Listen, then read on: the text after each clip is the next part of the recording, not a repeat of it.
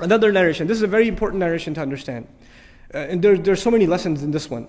عن أنس في قصة زيارة صفية للنبي صلى الله عليه وسلم وهو معتكف خروجه معها ليلا ليردها إلى منزلها فلقيه رجلان من الأنصار. Okay, so the messenger goes in the night and he's returning his wife Safiya, the mother of the believers, رضي الله عنها, to her home. And on the way in the dark, they saw two of the Ansar. So here's the messenger, here's his wife, رضي الله عنها, and there are two of the Ansar that are walking by. Now, the messenger ﷺ tells his spouse to stop. And he tells them to stop. So they stop. And then he says, إِنَّهَا صَفِيَّةٌ بِنْ حَيِّ. He said, this is Safiya. This is Safiya. And the Sahaba are like, why are you explaining to us who that is?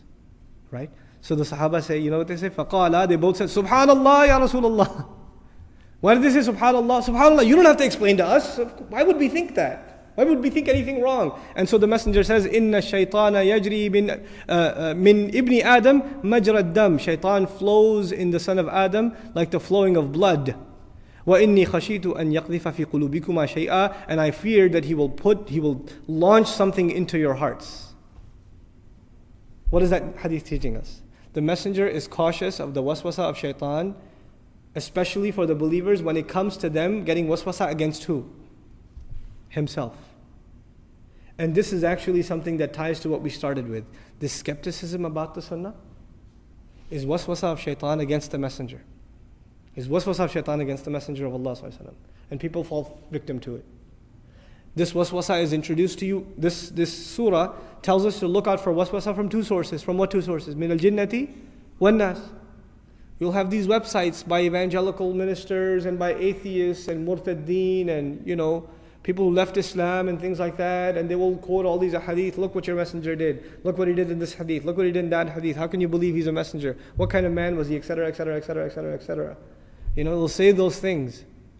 And the people who don't have enough knowledge, and they don't remember Allah. More importantly, they don't remember Allah much. And the vacancy is there. They read that garbage, and what happens? Shaitan pours right in, puts the waswasa in, and their iman is shattered. Their iman is gone. The easier attack is not to attack iman in Allah. You know what the easier attack is? Iman in the messenger of Allah. Accepting Allah is one thing. Accepting the messenger is even further humility. Because you have to accept a human being's authority now, who's going to be telling you what Allah wants from you. Right? And this waswasa comes in the time where we are living in a time of inflated egos. It's very easy to let that get in the way. That's really the psychological origin of, I like Quran, but Sunnah, I don't know. Quran from Allah, I can accept that much humility. But humility to a human being, to a messenger, I don't know. His job was just to deliver, ma'adallah. He just delivered the Quran, and everything else about him is his own personal business. I don't have to take that seriously. This is the attitude that is developed. Subhanallah. You'll find even subconsciously people will say, brother, I heard this and this is haram. And the shaykh will say, yes, it's haram. Is that in the Quran? They'll say, is it in the Quran? You know what they don't say? Is it in the Quran or the Sunnah? No? Sunnah is out. If it's not in the Quran, it's not that haram then. It can't be that haram because it's not in the Quran. That's the attitude that's developed. Subhanallah. This is waswasa of shaitan.